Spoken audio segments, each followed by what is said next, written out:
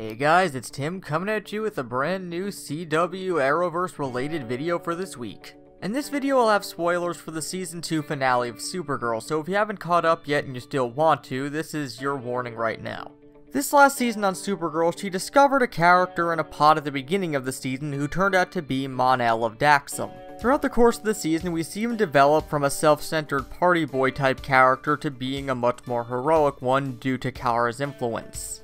And the two start up a relationship.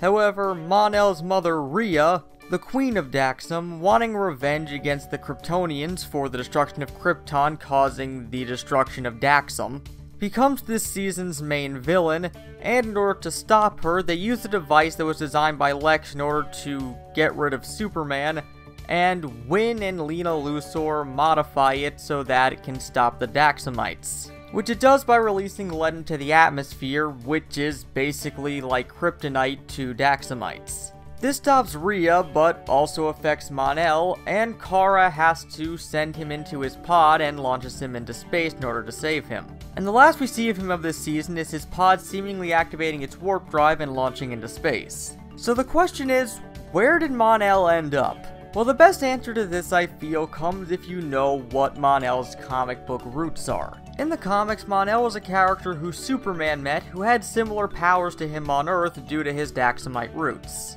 But due to the fact that lead affects him the same way that kryptonite affects Superman, he ends up getting lead poisoning and Superman sends him into the Phantom Zone until a cure can be found. However, it turns out that a cure for Daxamite lead poisoning wouldn't be found for another 1,000 years. So by the time that Mon-El was removed from the Phantom Zone, he was in the time period of the Legion of Superheroes, a team he eventually joined and became one of the more notable members of. But what does this have to do with him launching into space? Well, keep in mind that Kara was sent to Earth in order to protect her baby cousin Kal-El, but by the time she got there, Kal-El had already grown into an adult, despite the fact that she herself hadn't aged. And the reason for this is because on her trip to Earth, she passed through the Phantom Zone. And since you don't age while you're in the Phantom Zone, by the time that her ship made it to Earth, years had passed outside of it while she remained the same. The reason I bring this up is that the portal that Mon-El warped into was very similar to the one that sent Kara into the Phantom Zone to begin with.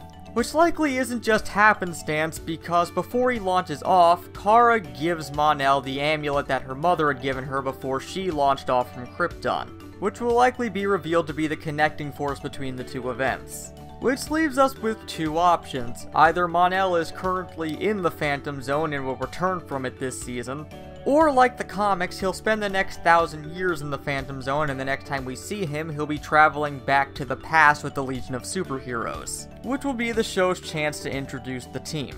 But what do you guys think? Do you think that Mon-El ended up in the 31st century? Do you think he's in the Phantom Zone right now, or do you think he ended up somewhere else? Well, as always, let us know down in the comments. And if you're interested in hearing more DC Arrowverse related videos, feel free to click that subscribe button and the bell next to it so you can be immediately informed whenever a new video goes up. But until next time, this has been Tim from the Hybrid Network, signing out.